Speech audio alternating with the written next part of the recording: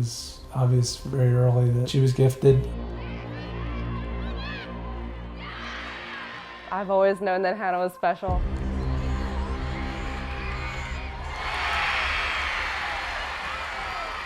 Oh my gracious, like, what is happening? I've been homeschooled my whole life, from preschool all the way through high school. We had some relatives that homeschooled their children, and interestingly enough, I said, I'm never doing that. As the children got older, and I just thought I wanted more time with my kids, and I thought, I can do this. It just worked for our family. I started playing lacrosse, I believe, when I was 4. Pretty much as early as I could. Soccer, you can start playing earlier, so I started playing soccer first. And I distinctly remember going to soccer practice, and I knew that, I was prepared, I had all my equipment, but I really wanted to take my stick. And I was like, oh, I wish, I was taking my stick that I could play lacrosse. And I think that's when it first hit me that, this was something that I enjoyed more than any other sport that I had played. Homeschool definitely allowed for a flexible schedule. I could train at times where other kids were still in school, so the fields were open, the trainers were open, and I had more individual attention. Coaches were asking for her to play and try out for travel teams, and Emily Sterling at that point was playing for Skywalker. Some of her other friends growing up were playing at Skywalker, so we went and tried out for her 8th grade year. Mike McLaughlin, he told Hannah, have your dad call me when you get home, I want to talk to both of you. He said, Ron, by this time next year, every major program in this country is going to be trying to sign Hannah. And he was right. And I was never one of those kids who knew exactly what I wanted to do for school or exactly the school I wanted to go to. And so lacrosse kind of opened up a lot of doors for me as I was thinking about different schools then and where I might want to play and if playing was a possibility. When it really hit me it was 2015, Maryland wins the national championship. Hannah and I were at the game, beat North Carolina by a goal. And what a game. It was Sunday night. We come home from the game and she had a tournament that next Saturday at Carson Run, and Kathy Reese was on the sideline. So not even a week after winning a national championship, she didn't go to Disney World, she didn't take time off, she didn't send an assistant or somebody else. It was Kathy by herself on the sideline. I couldn't believe that she, it was back out on the field that quickly. But it showed me the dedication that she has and the commitment that she has, and that was really important to me. Every single coach said the same thing. So you're homeschooled. Mm-hmm.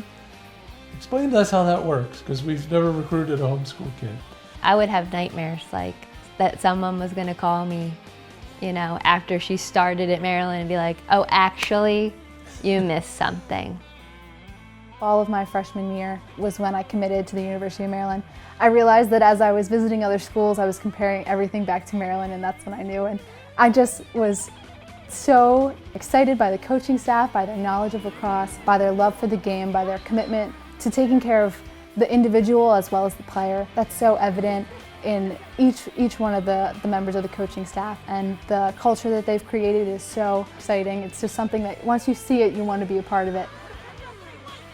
Coming into the season, I didn't really know what to expect. I knew that, the program at Maryland and the history of Maryland is such a dominant program that I was excited to come in to work hard, but I didn't know what my role was going to be and how I was going to be able to contribute. I was working as hard as I could with the opportunities that were given to me, but it was interesting because obviously COVID happened and we didn't really know what to expect. I mean, even people who had been there for a long time didn't have answers, and it was kind of interesting. Kathy kept telling us, we're going to control what we can, and there wasn't honestly a lot that we could control, and eventually the season got canceled. It was interesting for my class in particular to come in because we didn't have any prior knowledge of what it was supposed to be like. That was our first experience with the spring season, and so that was definitely uncertain times for everyone. Coming home, it was interesting trying to adjust, going from being at college thinking you were going to have a season to then coming home, doing online school, which was a difficult adjustment. I was joking with my roommates that they were all homeschooled now, so they all knew what it felt like.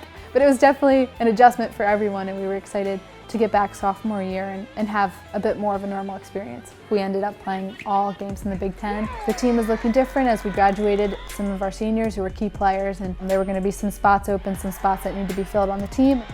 I remember knowing for the first time that I was going to start the game before. That first game against Penn State, that she was playing still very reserved. And I played timid that whole game. And I knew I did, and I knew Kathy knew I did. Hannah called me that week in practice. Kathy had a conversation with her, I think on Wednesday. And she just told me, like, don't play with fear. Just play the way that you know how to play.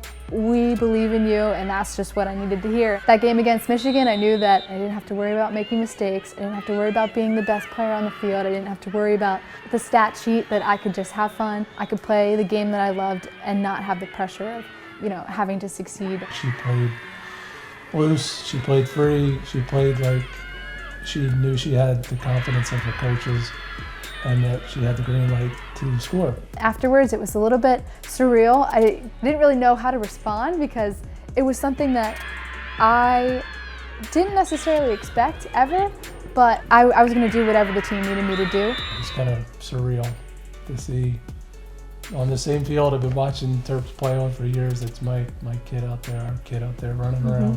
I was so proud of her. I just, seeing her name come up, hearing them announce her name, I go crazy. My parents always told us, you guys are on each other's team, and I think that's something that we all really took to heart. These days, being on Hannah's team is lugging around those giant letters, sitting in the stands, just being her biggest fan. Having more of a leadership role now is something that I embrace and I'm excited for. I love playing as a team, and part of that is helping each other along the way. To be able to go out there and play with some of your best friends is such a awesome opportunity and such a blessing. You can really see the teams that comes out, and that's Maryland, that's our culture, that's who we are. I couldn't imagine playing for anyone else. My college experience would be totally different without the people involved, without my roommates, without my teammates, and without my coaches specifically. I'm so thankful to be where I am, and I can't believe that I'm blessed enough to be a part of this program.